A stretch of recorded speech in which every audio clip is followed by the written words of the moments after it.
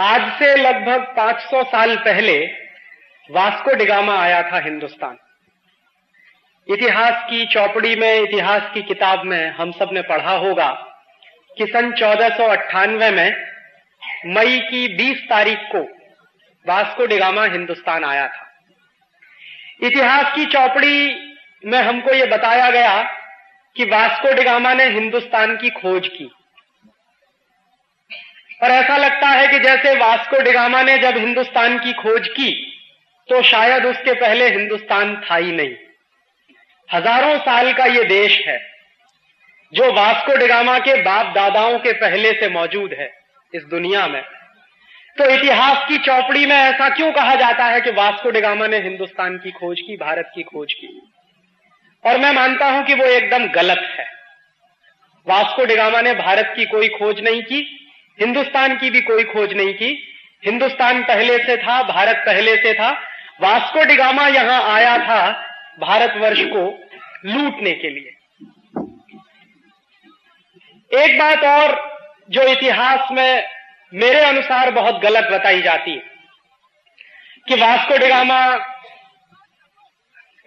श्री हरिभाई देसाई समकालीन तंत्री बजा रहे थे,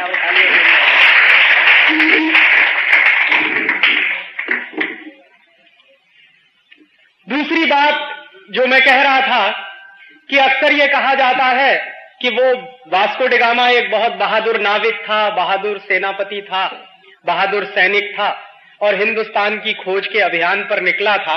ऐसा कुछ नहीं था। सच्चाई ये है कि पुर्तगाल का वो उस जमाने का डॉन था, माफिया था। जैसे आज के जमाने में हिंदुस्तान में बहुत सारे माफिया किंग हैं, उनका नाम लेने की जरूरत नहीं है क्योंकि मंदिर की पवित्रता खत्म हो जाएगी। ऐसे ही बहुत सारे डॉन और माफिया किंग 15वीं शताब्दी में होते थे यूरोप में। और 15वीं शताब्दी का जो यूरोप था, वहां दो देश बहुत ताकतवर थे उस जमाने में। एक था स्पेन और दूसरा था पुर्तगाल। तो वास्को डिगामा जो था वो पुर्तगाल का माफिया किंग था। 1490 के आसपास से वास्को डिगामा पुर्तगाल में चोरी का काम, लुटेरे पने का काम, डकैती डालने का काम, ये सब किया करता था। और अगर सच्चा इतिहास उसका आप खोजिए तो एक चोर और लुटेरे को हमारे इतिहास में गलत तरीके से हीरो बनाकर पेश किया गया।